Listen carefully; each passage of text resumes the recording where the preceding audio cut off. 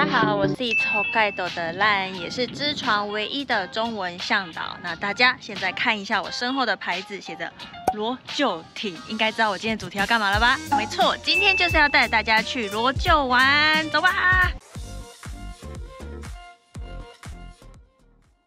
很常呢，会有客人问说，罗臼有什么好玩的？我要怎么安排？住宿怎么感觉好像有点难搜寻？然后才发现说，其实网络上关于罗臼的介绍真的是比较少一点点。如果你们查知床啊什么的，其实大部分很多的介绍都会是集中在鱼灯旅那个区块，像知床五湖或是观光船，我自己带团的地方也是在鱼灯旅啦。今天呢，就想要带大家一起去看看罗臼有什么好玩。像我现在呢，就在知床半岛公路最高的地方，知床卡西列 Toko Pass 这个字呢，听说中文是要打卡，对，那它的日文是念 Toge， 就是那个山路，然后的最高点的那种。它这里呢也是知床八景之一，今天天气非常的好，后面对着的就是我们最高的山罗臼岳。这个知床卡也是将知床半岛左右两侧分开的一个行政区划分的地方。西边呢，这个方向呢就是鱼灯旅的方向，那边就有一个牌子写的罗臼。这个知床卡呢，就是把斜里町跟罗臼町分为一半的一个划分的界限区。先看哦，这个板子这边写斜里町，对不对？然后呢，我们再翻面到这一侧就写罗臼町了，所以从这边开始，后面是罗臼，这里开始，后面这边就是斜里町啦，很可爱，是猫头鹰。那边开始就是罗臼。那我现在站的这一条公路呢，就是国道334，中央自然中心过后的路段，开始到罗臼的大概熊之汤的地方呢，它其实每年的11月到4月是会冬季封路的，所以是冬天是不能走这一条路的，只能看得到它夏天的样子。也提醒一下大家，如果说你们是要来，它虽然到我刚才说到4月它是会关起来的嘛，但是5月份跟它即将要关起来的10月下旬的时候呢，其实它那时候会是限制时间通行的，它不会24小时开放这一段，它就是会根据那一天的天气状况，因为那时候5月份的时候，其实天气可能还是会有一些山顶上会下雪什么，那它可能这条路就会封起来。会提醒一下大家，如果你是5月份要来，10月底到11月初的这段期间呢，就是即将封路的期间呢，来的话要多注意一下这个路是不是有开通。如果是冬天呢，要到罗臼的话，要怎么去呢？从鱼灯旅这个玩溜冰漫步啊这边，然后到罗臼要怎么去呢？就必须要绕另外一条公路，叫国道244。平常其实我们从鱼灯旅到罗臼大概只要40分钟、50分钟的车程就可以到了，但是如果开那一条的话，大概车程就要变成2小时，就是整个是加倍的，蛮远的。那我们看完了刚才知床卡的那个必拍照的石头之后呢，像今天天气这么好的时候，请一定要看向海的方向，远方隐隐约约有看到有那个山的形状，有没有？这个海的对面，北方四岛，目前是俄罗斯人住在上面啦。那这个呢，现在我们可以看到就是国后岛，其实非常的近，非常的清楚哦。有的时候你如果在罗臼旅游，或者是你只要来到这个知床卡的话，有可能你的手机是会显示你已经出了日本，他说你可能在漫游到其他俄罗斯之类的地方，所以要稍微注意一下，小心，不知道会不会被扣到漫游费用吗，还是怎样的？但就是可以收到不同的讯号，觉得蛮有趣的。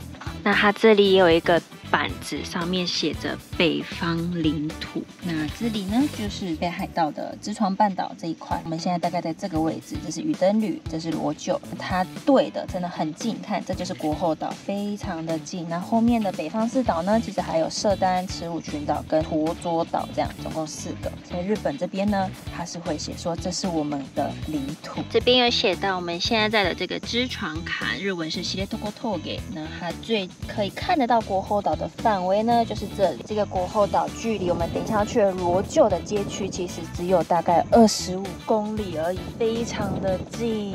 好，我现在暂时停在一个地方呢，这里有一个牌子，这个公车站牌呢写着罗臼湖入口。很多人呢走完知床五湖的时候呢，也会来问我说，他们也想要去走走罗臼湖，那该怎么去？那罗臼湖在哪里？它的入口，这个步道的入口其实是比较靠近知床卡的，只是呢，从知床卡你要开车过来，大概3分钟到4分钟左右的车程。只是有个问题是，这个罗臼湖的路口是没有办法停车的，所以呢，很多人会选择就是你从那个支船卡那边把车放在那里，走过来罗臼湖路口。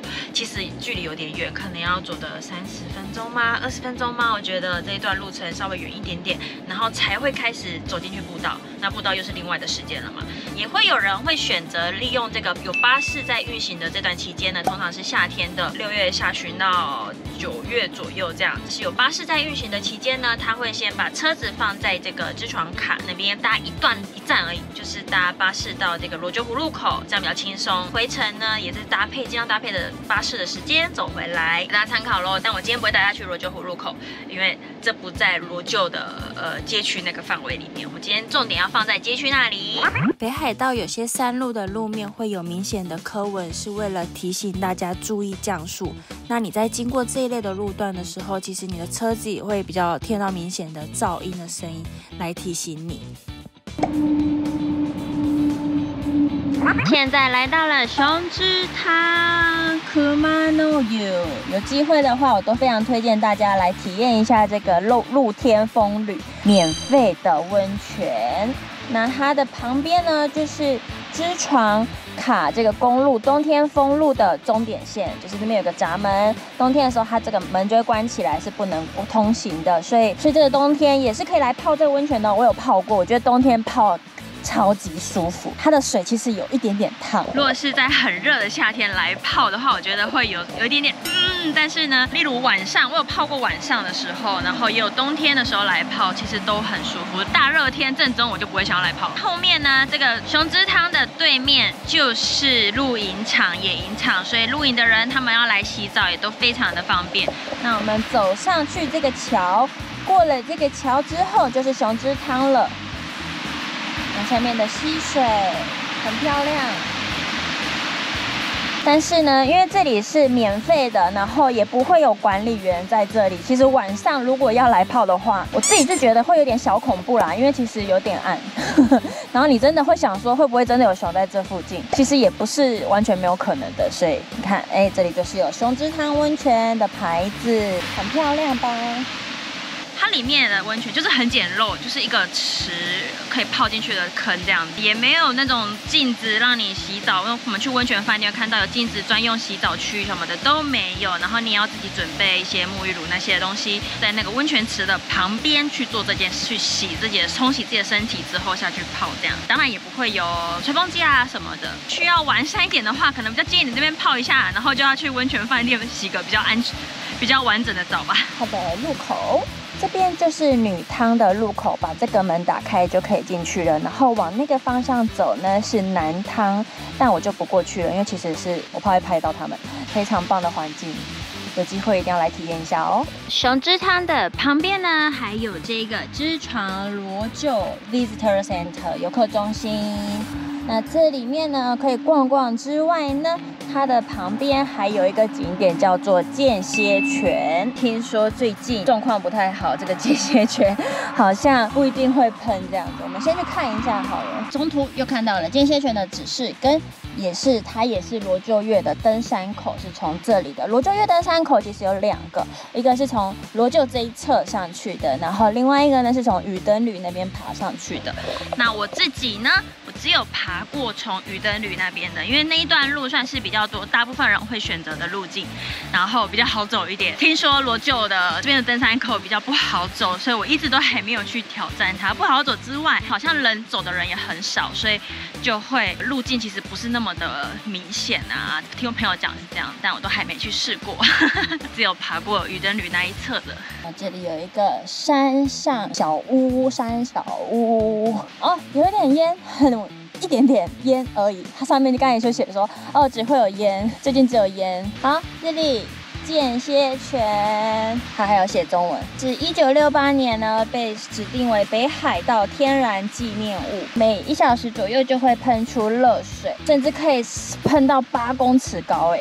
但是刚才说了嘛，就是最近状况不太好，所以呢，目前只看到一点点微弱的烟。如果你有看过它的喷得高高的喷泉的话，欢迎分享给我。看完间歇泉，我们进来游客中心看看。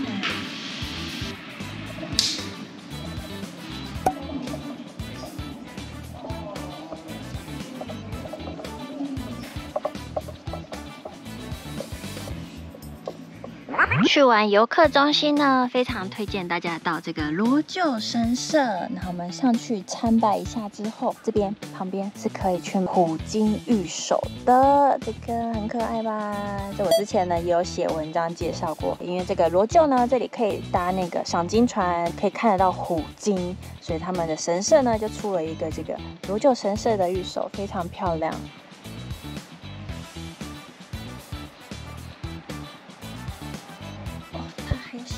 他说把钱放进去这里。哦，竟然有写英文版的 ，Please put your money here。好，然后就到里面的箱子了。好，这样。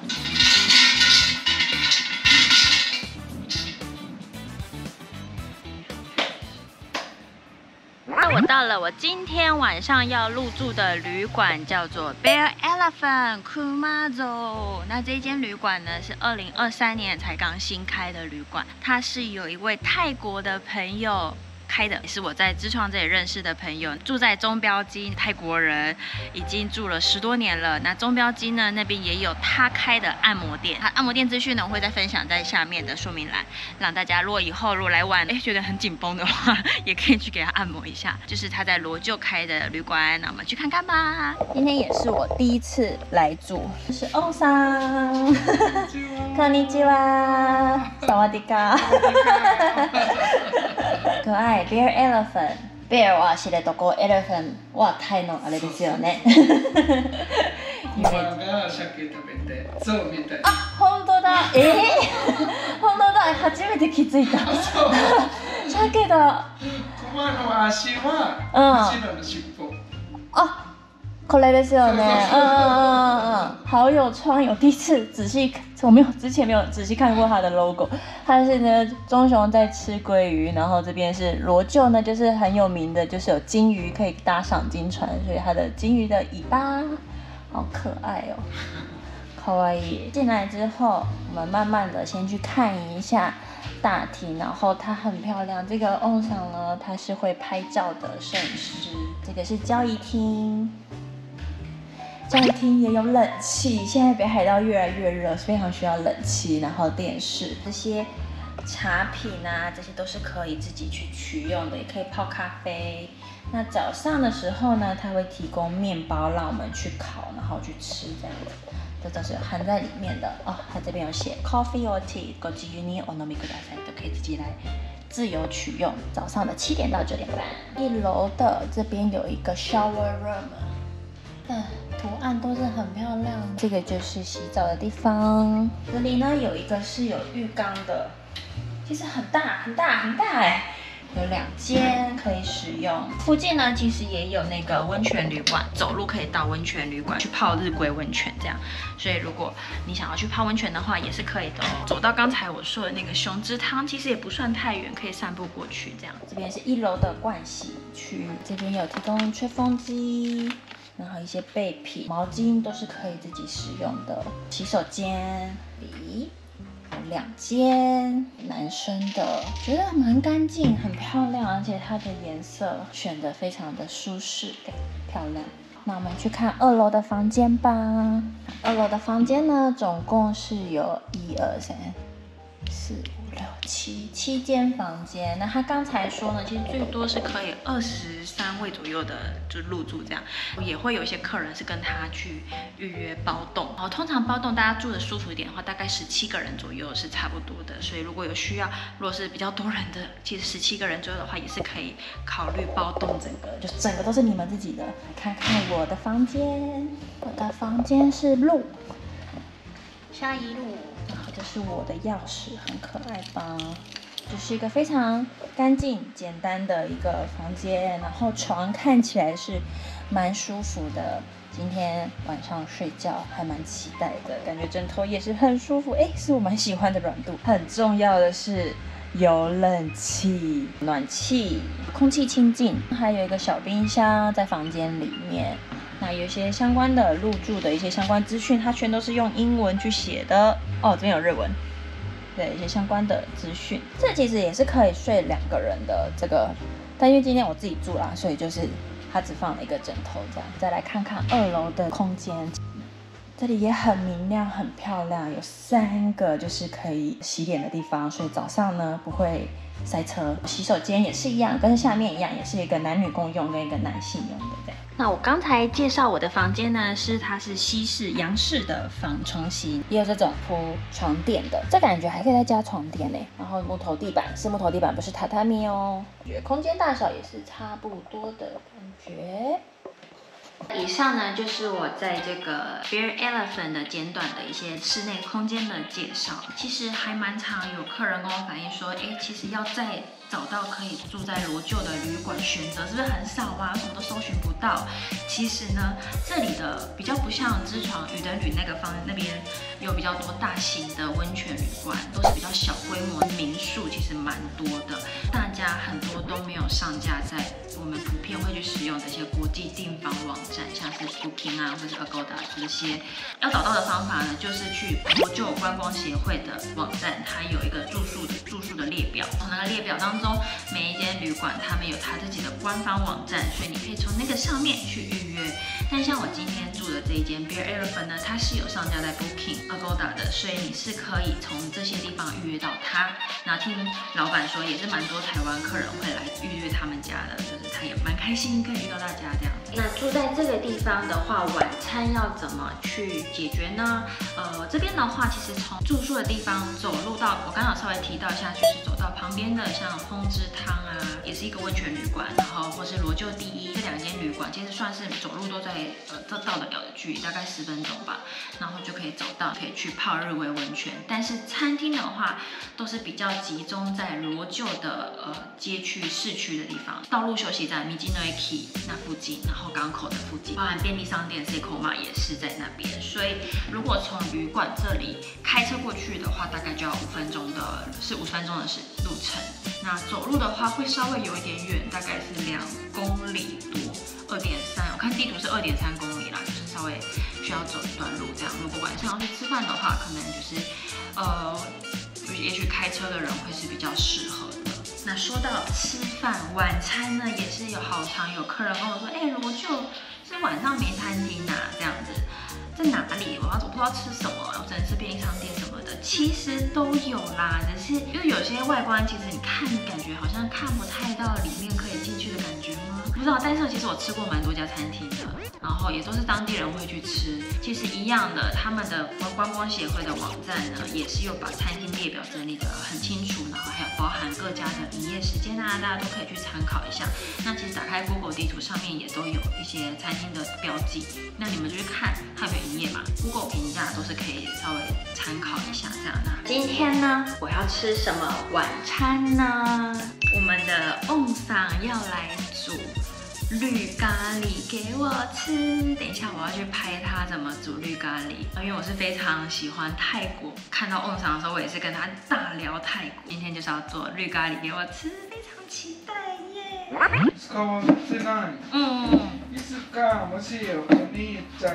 在我切菜准备的期间，翁桑就把这个红咖喱，今天是改吃红咖喱，加上我刚才切好的菜，现在就是 OK 了。大家我来 test， 我很怕很辣どうでしょう？そうでしょう。あ、美味しい。辛。あ、でも全然いけると思う。ご飯とこっちとこっちでしょ。好好吃啊！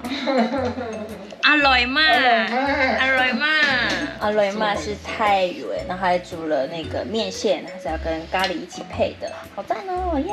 今日晚餐红咖喱完成，素面煎蛋，泰式风的煎蛋。いただきます。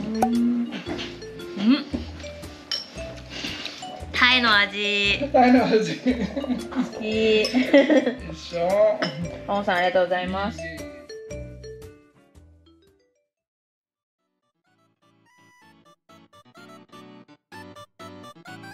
早安，这是我今天的早餐，就是他们提供免费的这个吐司，然后还有小果酱当早餐这样子，然后还有咖啡。我的声音都还没出来。我们现在呢，就是搭着翁桑的车出去，我们要去搭船了。那我们今天要搭的船呢，大家知道的是罗臼是赏金船嘛，你可能会听到，就是有这件赏金船啊、看虎鲸啊这些的。但是今天我们要搭的不是赏金船，是要去看棕熊。的搭船处呢，在这个罗臼的公路的最内陆的地方，所以我们从我们的旅馆开车过去，大概要25分钟左右的车程。那我们现在就在前往的路上，然后今天天气非常的好。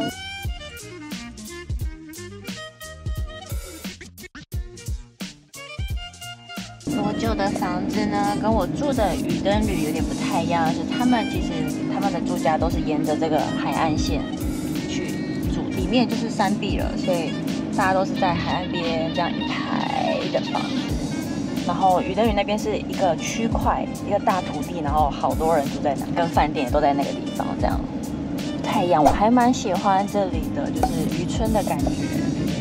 今天要搭的船公司呢，叫做 Link 了。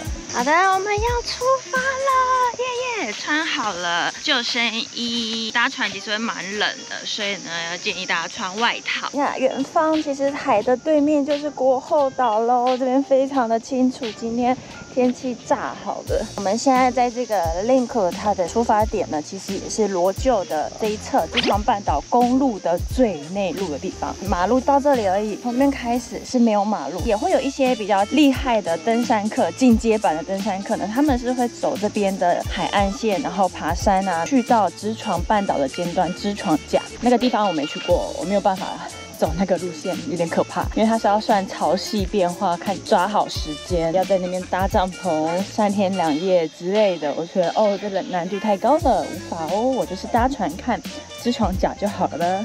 我们现在要出发喽！翁桑坐在很帅气的位置，耶 VIP。好，我的另外一个朋友阿扣也来了啊，准备要出发了。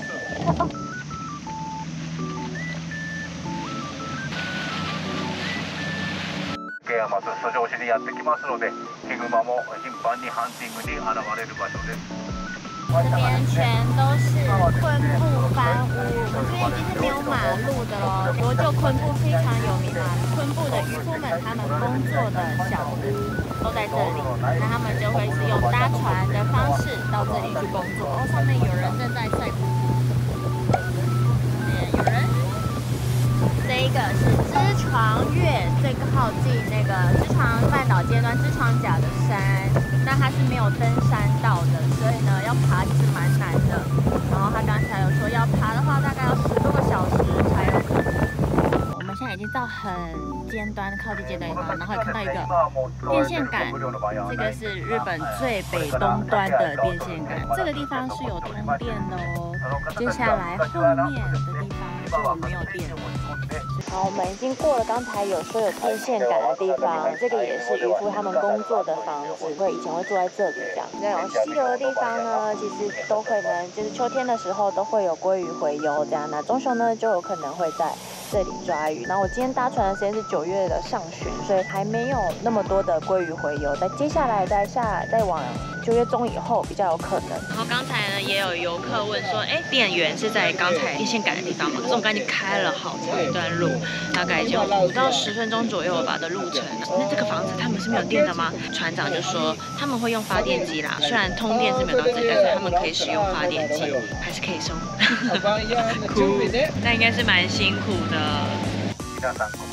这里有一个洞，然后可以看到对面呢。那它这里是叫做眼镜岩。如果说要去到走路陆路到去知床岬的话，是要穿越那个洞的。也不是只有人类会从那边通行啊，像其他野生动物，棕熊啊，或是鹿啊，或是狐狸啊什么的，它们也要从那边穿过去，然后就会到这一个岩石的反面这样子。那我们现在要开过去。岩石下方黑色的地方呢，这地方其实因为冬天的时候这边也会有流冰过来，所以常年之下这样子流冰一直去冲撞这个岩石，导致下面变成这样子的形状，凹下去，那边很明显整个凹下去。船长眼睛非常好，这个岩石的上方有白尾海雕在这里，大家看到吗？我用镜力放大了，酷，有狐狸。在看我们吗？在找食物的感觉。然后我们现在呢，就到这个知床岬，知床半岛最尖端知床岬后面就是啦。是没有道路可以进来到这个地方，所以是必须要用搭船的看到它，或者是走路3天2夜的一个路程才有办法到达这个土地的地方，非常的神秘。就算是当地出生长大的居民们，可能有看到这个角度的人，其实也是非常的少，基本上不太会有机会来看到这里。那就是像我们像游客就可以去搭船体验。我们看到了狐狸在睡觉，可爱了吧？好像狗狗。ここの関川もですね、今の時期。那我们今天好像没有机会看到棕熊，一直都找不到，因为山上的那个果实听说结果率还蛮好的，针叶树的果实们，所以他们可能都在山上吃东西吧。鲑鱼、鳟鱼洄游的量有点少，不知道接下来秋天的时候会怎么样？鳟鱼是蛮少的，听船长说今年其实看到的次数真的蛮少的。这个是钓鱼体验的船，大家都在钓鱼。所以，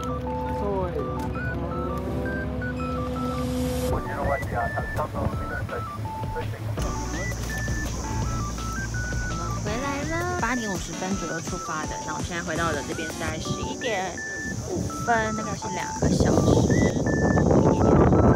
刚才去程它会沿途去做相关的一些介绍之外，也会去寻找棕熊。那回程呢，它有特别再去绕去那些海岸边去看一下棕熊呢。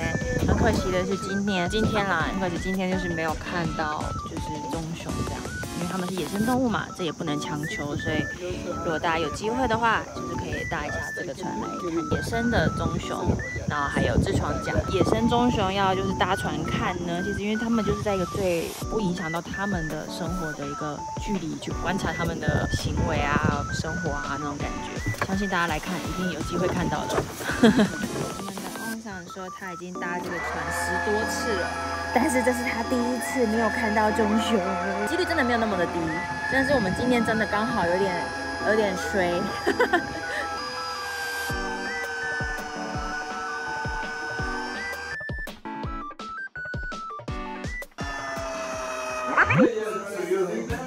好可惜，没有看到这样子的风景。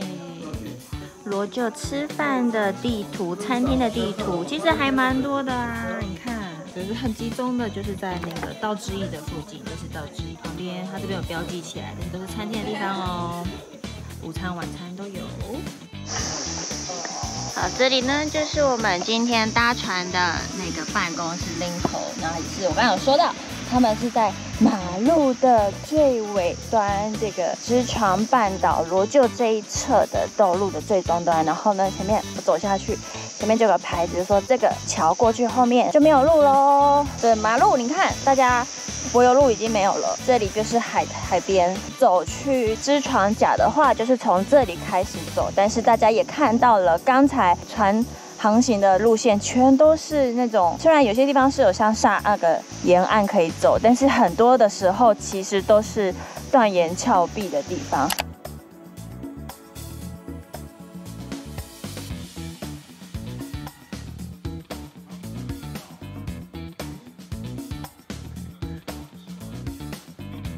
也是有棕熊在的地方，所以需要特别的小心。我觉得不是可以随便去的地方啦，所以大家不要轻易冒险哦。几年前其实也有那个日本的大学生出意外就没有回来了，痔疮甲就是这么的神秘。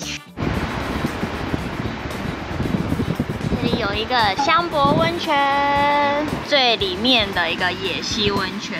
很酷，它在海边，就你面前就会看到这个海景，很棒很棒，是免费的哦，有机会可以去挑战一下。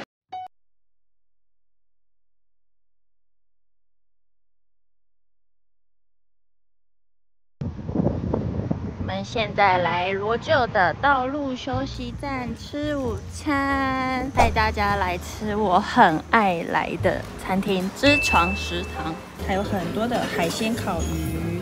然后它还有都用英文的菜单呢，好赞哦！接海鲜冻，有附图片，大家可以用笔的跟他点餐就好了。然后我每次来都会来吃这个黑鲤鱼冻，非常推荐大家来知床。如果有看到海螺的话，它的日文叫滋本，一定要来点。我非常喜欢这个贝类，像这间店他们就还有特别给这种昆布酱油知床的，让你搭配着享用。蘸一点点。海螺真的非常的脆，非常的甜，请一定要试，超好吃啊！还有帆立贝啦，帆立贝之前也有客人跟我说，知床的帆立贝怎么那么好吃，那么甜，那么脆啊！我的黑鲤鱼冻来啦！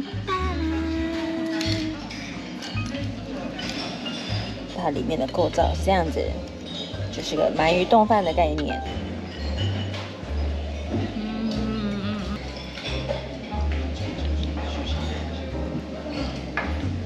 如果你喜欢吃鳗鱼饭，可以来试试这个。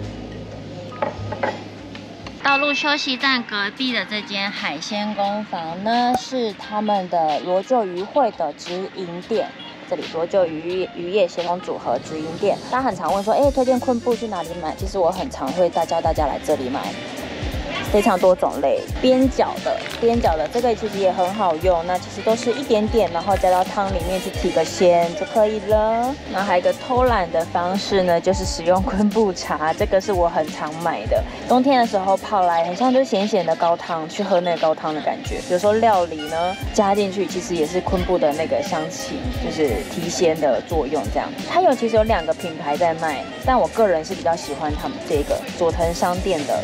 推荐给大家哦。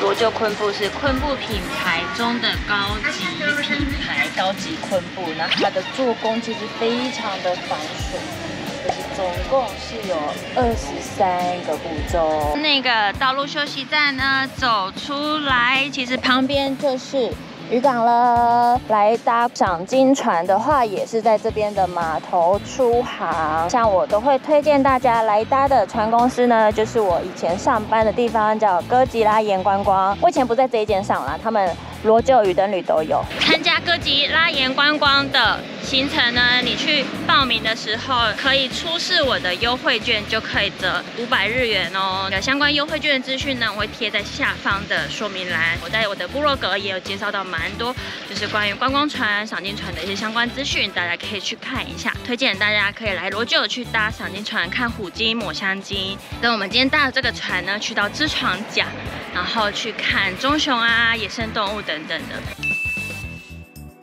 如果是你是没有自驾的人的话，你要从知床渔灯旅到罗臼的部分的交通其实是比较不太方便的。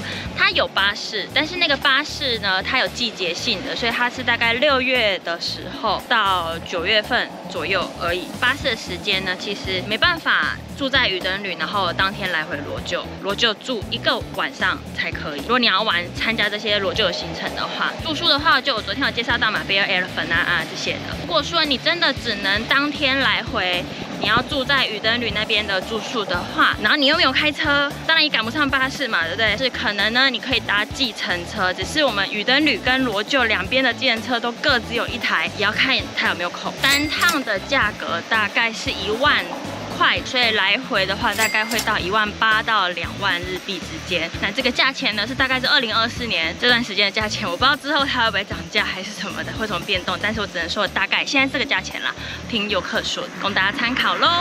我来到了我想要来的气茶店透亮飞的餐点 menu 在墙壁上，还有附零食给我们，好酷哦，好酷哦，非常复古的保留旧时代的气茶店。